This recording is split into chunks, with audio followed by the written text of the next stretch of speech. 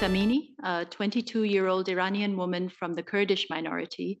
Masa Amini na shibe samukan ani filala. Kurdistan mara duguden do na filɛ u ka jamana kɔrɔnfɛ yan fan ka taa kilebiyan fanfɛla la minɛna septembre kalo tile 17 teran jamana kɔnɔna finitigiw fɛ minnu ka baara bɛnnen do denmisɛn fitininw ladamuni kama. O finitigi jɛkulu minnu sigilen do Iran jamana kɔnɔna la ka se ka denmisɛnninw ani musow ka ladamuko ɲuman kɔlɔsi. N'o dɔ bɛ tali kɛ u ka finidon cogo kan i n'a fɔ silamɛya diinɛ b'a laɲini cogo min. Ni musomisɛnnin kofɔlen in tun talen do bɔ a ka denbaya ye jamana faba kɔnɔ. Minɛlen kɔfɛ u ka polisiw fɛ bina koma la ka sɔrɔ ka fatu septembre kalo tile 16 dɔgɔtɔrɔso dɔ la. A somɔgɔw ani u ka jabaraniso dɔw ka seereyaw senfɛ y'a yira k'a fɔ k'a tun ye kasaraba sɔrɔ a kunkoloyan fan fɛ minɛli kelen kɔfɛ min jalakilikaw ma sɛbɛntiya Iran jamana ɲɛmɔgɔw fɛ. Waleya kelen kɔfɛ u ye sɛgɛsɛgɛliw daminɛ. A yamaruyalen do Iran jamana kan musolaka bɛɛ lajɛlen k'u kunkolow datugu yan'u ka don jamamayɔrɔw la. Ni lakanabaga polisiw ka cakɛda kɛrɛnkɛrɛnnen min sigilen do denmisɛn fitininw ani musow ka ladamu kama b'a wajibiya musow ani denmusomanninw kan k'u ka guloki jan do